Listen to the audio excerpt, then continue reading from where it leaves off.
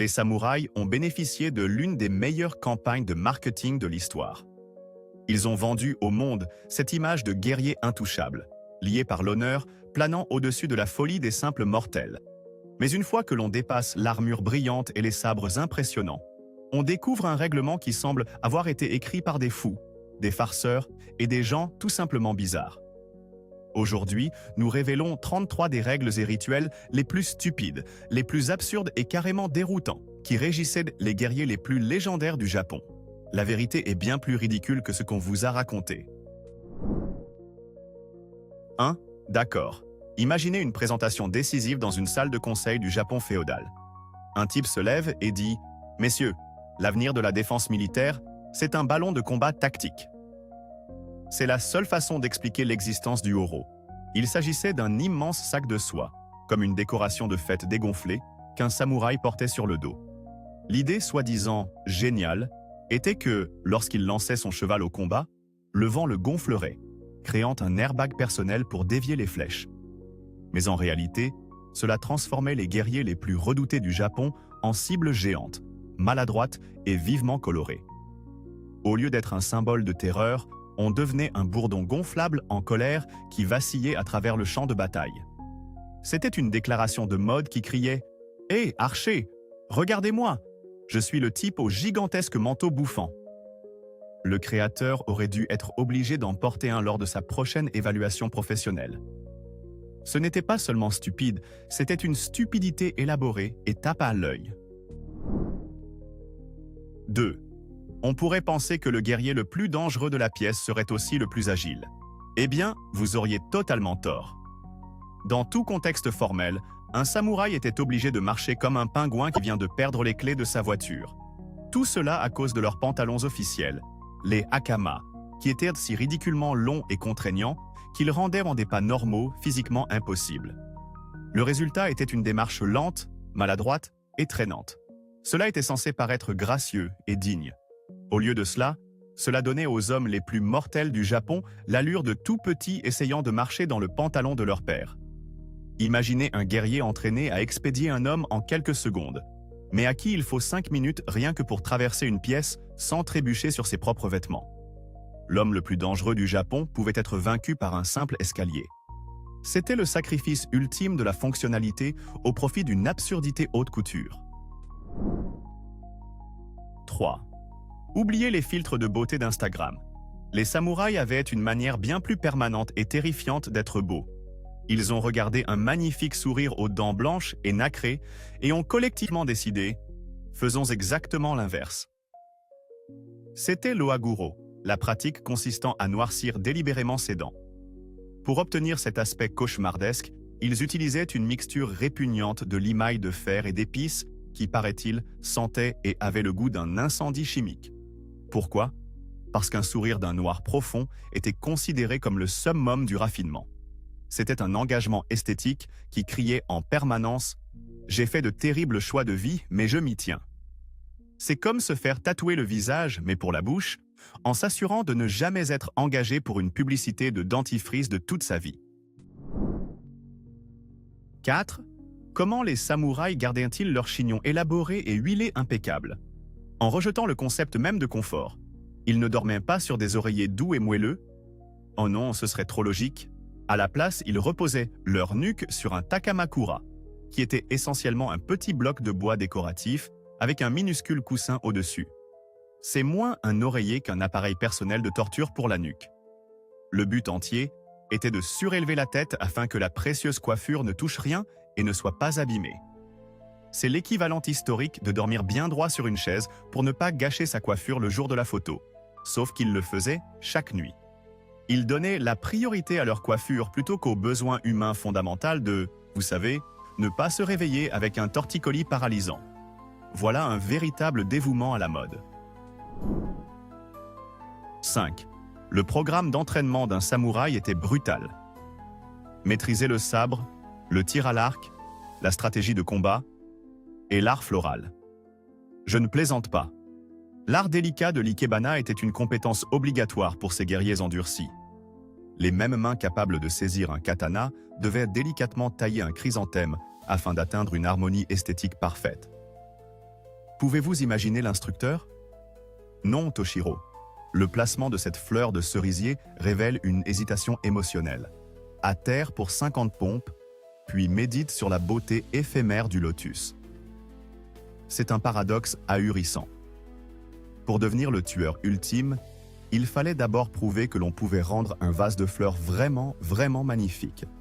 C'est comme découvrir que toutes les forces spéciales sont obligées de pratiquer le tricot professionnel. 6. Vous pouvez oublier les chiens de garde ou les systèmes d'alarme high-tech. La plus grande invention du samouraï pour la sécurité domestique était le plancher mouchard. Dans leur château, ils installaient ce qu'on appelait des planchers rossignols. Ceux-ci n'étaient même pas accidentellement grinçants. Ils étaient brillamment conçus pour gazouiller et chanter à chaque pas. Des clous métalliques spéciaux frottaient contre des éléments du plancher, créant un son qui rendait toute tentative de se faufiler impossible. Bien que ce fût un moyen génial de détecter les assassins, cela signifiait aussi que vous ne pouviez pas aller chercher un verre d'eau à 2 heures du matin sans que le sol ne diffuse vos mouvements à toute la forteresse. Le plancher observait toujours. Et il dénonçait toujours. C'était le rêve d'un paranoïaque et le pire cauchemar d'un ninja. 7. Oubliez les smoothies au chou kale et les baies de goji. Lorsqu'un guerrier samouraï avait besoin d'un véritable coup de boost pour sa santé, il se tournait vers le super-aliment le plus insensé de l'histoire. Des momies égyptiennes réduites en poudre. Oui, vous avez bien entendu. Pour une raison quelconque, ces guerriers s'étaient mis en tête que manger les restes broyés de pharaons morts depuis longtemps était le remède universel ultime. Pensez à la logique totalement débridée de cela. Ils importaient tant des cadavres anciens et poussiéreux depuis l'autre bout du monde, à un coût énorme, uniquement pour une collation d'après-bataille. C'est comme un milliardaire moderne qui insisterait pour dire que ces coupures de papier ne peuvent être guéries qu'avec de la poussière d'un cratère martien. Ce n'était pas de la médecine. C'était le placebo le plus cher et le plus macabre de tous les temps. Cela donne un tout nouveau sens à l'expression « on est ce que l'on mange ». 8. Dans la guerre moderne, une attaque surprise est essentielle. Les samouraïs préféraient pas souvent une stratégie différente. L'attaque largement annoncée. C'était la tradition du nanori, où un guerrier avançait sur le champ de bataille, trouvait un bel espace dégagé et se mettait à proclamer à haute voix toute l'histoire de sa vie. Il criait son nom complet, ses titres nobles, son histoire familiale et une liste détaillée de ses plus grands accomplissements.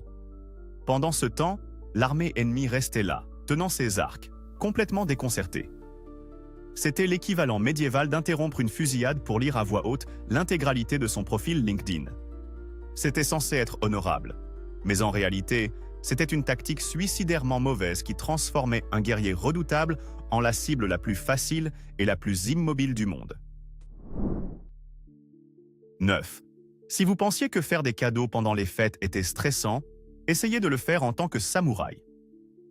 Offrir un présent à votre supérieur ne consistait pas seulement à trouver la bonne chose. C'est un piège social mortel où un seul faux pas pouvait littéralement vous coûter la vie. Il ne s'agissait pas de la valeur du cadeau. Non, l'emballage devait être de la bonne couleur. Le nœud décoratif devait être noué d'une manière très précise et symbolique.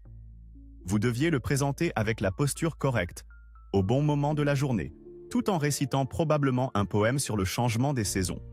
Une erreur dans l'un de ces domaines pouvait être perçue comme une insulte grave, un acte de manque de respect si profond qu'un duel à mort était la seule étape logique suivante. Cela transformait un simple cadeau d'anniversaire en une boîte puzzle d'angoisse sociale où votre vie était en jeu. 10. Oubliez jusqu'à ce que la mort nous sépare. Un contrat de mariage samouraï comportait une clause de sortie bien plus rapide. Si un mari voulait divorcer, il n'avait pas besoin d'avocat ni de longues disputes. Il lui suffisait d'écrire un mikudari-an, une lettre de divorce en 3 lignes et demie. C'est tout. Il griffonnait ce post-it glorifié du destin funeste, le remettait à sa femme et elle était légalement renvoyée de la famille. La demi-ligne est la partie la plus cruelle. Quoi qu'il ait eu à dire dans ce dernier fragment n'était même pas assez important pour une phrase complète. C'est un niveau d'efficacité bureaucratique froide presque impressionnant. Ce n'est pas toi, c'est moi, et cette note juridiquement contraignante qui dit que j'en ai fini avec toi. Adieu pour toujours. 11. Nous connaissons tous cette personne dans un projet de groupe qui ne fait rien et ruine la note pour tout le monde. Maintenant, imaginez cela. Mais au lieu d'une mauvaise note, la conséquence est que toute votre famille est rayée de la carte. C'était le système samouraï de punition collective. Si un guerrier commettait un crime grave ou faisait une erreur suffisamment importante pour être déshonoré, il n'était pas le seul à en payer le prix. Ses parents, ses enfants, ses frères et sœurs, tous les membres de sa lignée pouvaient être légalement exécutés ou exilés. Cela imposait une pression inimaginable à chaque samouraï. Oublier de s'incliner correctement n'était pas seulement embarrassant, c'était une erreur qui pouvait causer de graves ennuis à votre douce vieille grand-mère. C'était la menace ultime du « tu es puni », mais pour tout votre arbre généalogique. 12. Les samouraïs étaient l'élite de l'élite. C'étaient des guerriers nobles et puissants, et ils étaient souvent complètement fauchés. Pourquoi ? À cause de l'une des règles économiques les plus déroutantes de l'histoire. Les samouraïs avaient l'interdiction de gagner de l'argent. S'engager dans le commerce, diriger une entreprise ou même pratiquer l'agriculture était considéré comme indigne de leur rang. Ils étaient censés vivre d'une allocation versée par leur seigneur, qui était souvent à peine suffisante pour survivre. On se retrouvait donc avec cette situation bizarre où un homme capable de vous trancher en deux avec une épée mourait aussi de faim et ne pouvait même pas vendre des gâteaux de riz pour payer son loyer sans être déshonoré. Ils étaient littéralement trop fiers pour travailler, mais pas trop fiers pour mourir de faim. C'est le genre de planification financière qui n'a absolument aucun sens sur aucune planète. 13. Dans le monde des samouraïs, votre honneur personnel était important, mais l'honneur de votre patron était primordial. Vous pouviez probablement vous en tirer en insultant les compétences de combat d'un samouraï ou même sa famille. Mais si vous osiez dire un seul mot de travers à propos de son seigneur, le daimyo, vous étiez un homme mort en sursis. Insulter le patron était perçu comme une attaque directe et personnelle contre le samouraï lui-même, et cela exigeait une réponse immédiate, violente et généralement fatale. C'était une hiérarchie des offenses bizarres, où votre propre réputation passait essentiellement après celle de votre PDG. C'est comme se retrouver dans un duel à l'épée parce que quelqu'un a laissé un commentaire méchant sous la publication Instagram de votre patron. La loyauté n'était pas seulement attendue, elle était imposée par la violence. 14. Oubliez le camouflage et l'art de se fondre dans le décor. Les samouraïs ont regardé le concept de la furtivité, en ont ri et ont décidé de faire exactement l'inverse. Ils ont transformé la guerre féodale en une forme glorieuse et violente de cosplay. Au lieu de se cacher, les clans plaçardèrent leur blason familial, ou mon, absolument partout, sur leurs armures, leurs casques, leurs immenses bannières et même sur les selles de leurs chevaux. Les batailles devenaient un défilé de mode éblouissant et chaotique de logos de marques concurrentes. Il n'y avait absolument aucun effet de surprise. On pouvait voir quelle équipe arrivait à des kilomètres grâce à ces gigantesques drapeaux colorés. Cela ressemblait moins à un engagement militaire qu'à un Super Bowl médiéval où les deux camps portaient leurs maillots les plus voyants et où l'objectif était littéralement de démanteler la concurrence. 15. Le gouvernement des samouraïs était l'état nounou ultime, et il avait des opinions tranchées sur tout, y compris sur le degré de tristesse que vous aviez le droit d'exprimer. Je parle de lois somptuaires qui réglementaient les funérailles. Le gouvernement dictait littéralement combien une famille pouvait dépenser pour des funérailles en fonction de son rang social. Si vous étiez un samouraï de rang inférieur et que vous organisiez des funérailles jugées trop luxueuses pour votre statut, vous pouviez être sévèrement puni. C'était littéralement un crime de faire son deuil de manière trop fastueuse. Imaginez un fonctionnaire débarquant à la veillée avec un clipboard et une calculatrice vous disant « Désolé, ce cercueil dépasse votre niveau de deuil autorisé. Vous allez devoir réduire la tristesse. » C'est le contrôle bureaucratique dans ce qu'il a de plus macabre et ridicule. 16. Nous avons tous entendu parler de maisons hantées, mais les samouraïs sont allés plus loin en croyant aux épées hantées. C'était une superstition répandue qu'un katana, une fois qu'il avait goûté le sang, pouvait développer un esprit malveillant et assoiffé qui lui était propre.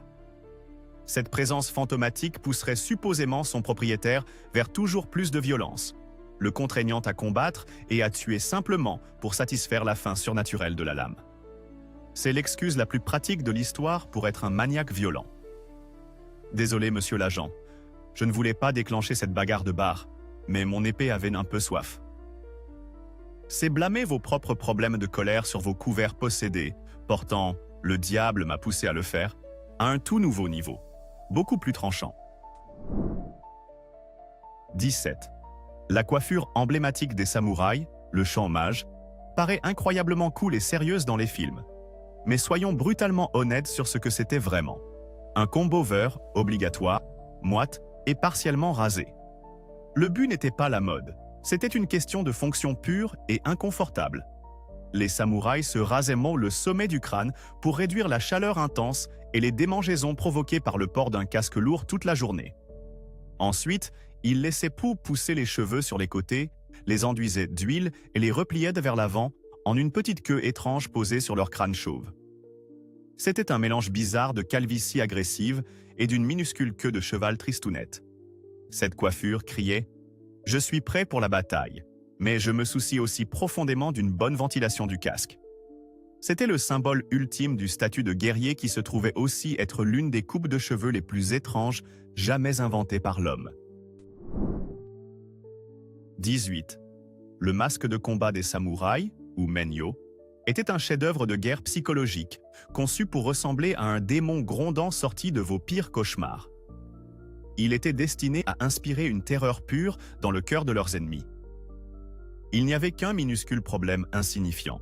Il était presque impossible de voir à travers. Dans la noble quête d'avoir l'air le plus terrifiant possible, il sacrifiait des éléments essentiels comme, vous savez, la vision périphérique. Les ornements métalliques obstruaient souvent le champ de vision, et la conception serrée rendait la respiration incroyablement difficile. On se retrouvait donc avec un guerrier qui ressemblait littéralement à un monstre venu de l'enfer, mais qui haletait comme s'il venait de monter 3 étages en courant et pouvait être facilement pris en embuscade par quiconque l'approchait de côté. C'était le triomphe de l'apparence sur la fonctionnalité, poussé à son extrême le plus mortel et le plus idiot. 19. Imaginez que vous êtes un samouraï. Vous vous engagez dans un duel tendu, vous tendez la main vers votre fidèle katana et il n'est pas là. Que faites-vous? Paniquer? Vous rendre? Non. Vous sortez votre éventail. Je ne parle pas d'un fragile éventail en papier pour une journée chaude. Je parle du tessen. Un lourd éventail de guerre en fer spécialement conçu pour fracasser des visages. C'était l'art du tessenjutsu, et il était tout à fait réel. Les guerriers s'entraînaient à utiliser ce rafraîchisseur à main métallique surdimensionné pour bloquer des coups d'épée, briser des os et assommer leurs adversaires. C'était l'outil multifonction originel. Il pouvait vous rafraîchir en attendant la bataille, et il pouvait fendre le crâne d'un homme en cas de besoin. C'est la preuve ultime qu'entre de bonnes mains, littéralement n'importe quoi peut devenir une arme mortelle, même l'accessoire préféré de votre grand-mère. 20. Les samouraïs avaient une hiérarchie sociale très stricte. Au sommet, il y avait l'empereur et le shogun. Juste en dessous d'eux, l'épée du samouraï. Et puis, quelque part très bas dans la liste, se trouvaient les paysans qui cultivaient toute la nourriture. J'exagère à peine. Le katana était traité comme une entité vivante dotée d'une âme, un objet divin qui exigeait plus de respect que la plupart des êtres humains. Enjamber une épée au fourreau était une grave insulte. Toucher l'épée d'un autre samouraï, sans autorisation explicite, était une erreur sociale catastrophique. La lame avait sa propre étiquette, son propre espace personnel et plus de droits sociaux que les personnes qui construisèrent des châteaux. L'épée était la diva suprême, une célébrité métallique exigeante qu'on ne pouvait pas manquer de respect. 21. Les samouraïs avaient une règle simple pour gérer les émotions. Ne pas en avoir. Ou du moins, ne jamais, au grand jamais, laisser quiconque les voir. Le code du Bushido exigeait un stoïcisme extrême, presque robotique. Montrer de la douleur, de la peur, ou même trop de joie en public était considéré comme un signe majeur de faiblesse et une disgrâce pour votre statut de guerrier. Cela s'appliquait même dans les situations les plus insensées. Si vous étiez gravement blessé sur le champ de bataille, on attendait de vous que vous gériez cela avec une dignité silencieuse. En faire toute une scène était considéré comme de mauvais goût. C'était la philosophie ultime du « prends sur toi », où l'on attendait du guerrier idéal qu'il affronte n'importe quelle situation avec la même expression émotionnelle que celle qu'il aurait en attendant que son riz cuise. 22. Vous pourriez penser qu'après avoir maîtrisé l'épée et l'art de la guerre, l'éducation d'un samouraï était complète. Vous auriez tort. Il devait aussi prouver la pureté de son âme en ayant une écriture parfaite. L'art de la calligraphie, ou shodo, ne consistait pas seulement à écrire. Il était considéré comme le reflet direct de votre caractère. Un trait audacieux et fluide révélait un esprit confiant. Un coup de pinceau hésitant ou maladroit révélait une personnalité imparfaite et faible. Tout votre être intérieur était jugé à la façon dont vous traciez un caractère. Imaginez être refusé pour une promotion, parce que votre supérieur trouvait que votre écriture semblait un peu moralement douteuse. Pour les samouraïs, votre écriture était littéralement une fenêtre sur votre âme, alors vous n'aviez intérêt à laisser passer aucun caractère négligé.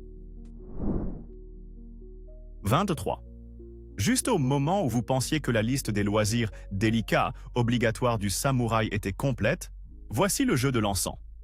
Il ne s'agissait pas simplement d'allumer un bâton de nag champa pour que la pièce sente bon.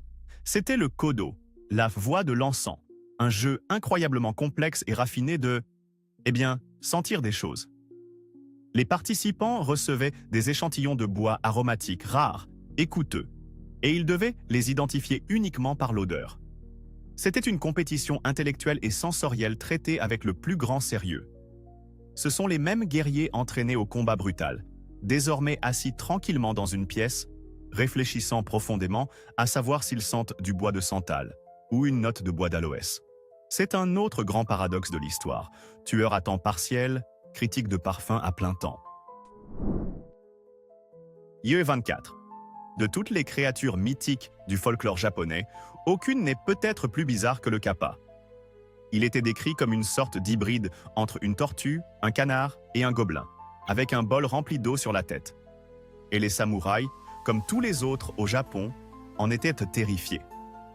Pourquoi ? Parce que le passe-temps favori du kappa consistait soi-disant à traîner les gens dans les rivières et les étangs pour leur voler leur shirikodama, une boule mythique d'énergie spirituelle située, et je n'invente rien, à l'intérieur de vos fesses. La seule façon de vaincre un kappa était de s'incliner profondément devant lui. Par politesse, le kappa devait s'incliner à son tour, renversant l'eau de sa tête et perdant tout son pouvoir. Ainsi, la défense ultime contre ce gobelin des fesses voleur d'âme était la bonne éducation. 25. Si vous pensez que les ragots modernes sur les célébrités sont déchaînés, ils ne sont rien comparés aux superstitions des samouraïs. L'une des peurs les plus répandues concernait les kitsune, des esprits renards mythiques. Ce n'étaient pas de simples renards, c'étaient pas des farceurs magiques capables de changer de forme, généralement pour prendre l'apparence de belles femmes, dans le seul but de séduire et de ruiner complètement un puissant samouraï. Un guerrier pouvait passer toute sa vie à s'entraîner, pour tout perdre, parce qu'il était tombé amoureux d'une femme qui était en réalité un renard déguisé. Imaginez la paranoïa que cela engendrait. Ma nouvelle petite amie est-elle un véritable être humain ? Ou est-elle un renard à 9 queues qui va voler l'épée sacrée de ma famille et me faire passer pour un idiot ? Cela ajoute une toute nouvelle couche de stress aux relations amoureuses.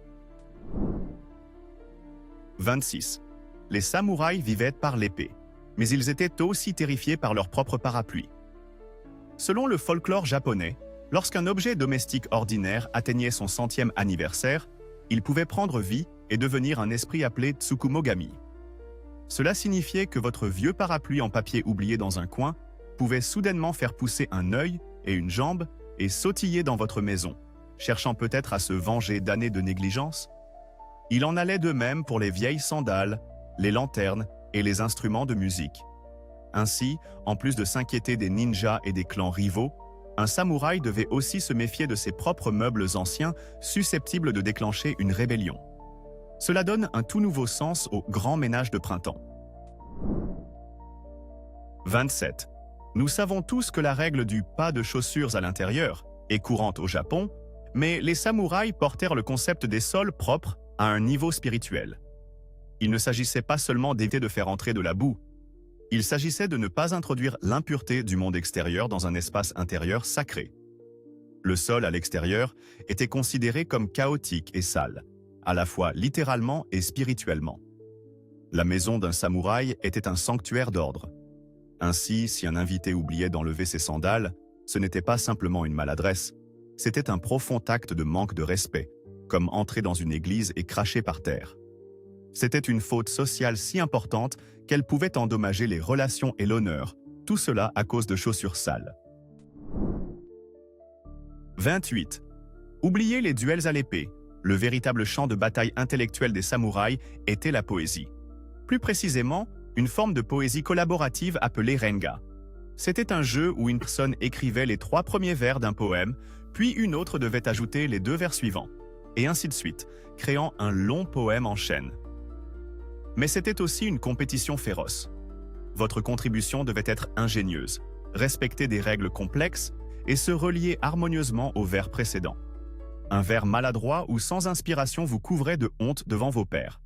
Ces guerriers passaient des heures à tenter de se surpasser avec des jeux de mots spirituels. C'était une battle de rap littéraire, mais avec plus de fleurs de cerisier et d'angoisse existentielle.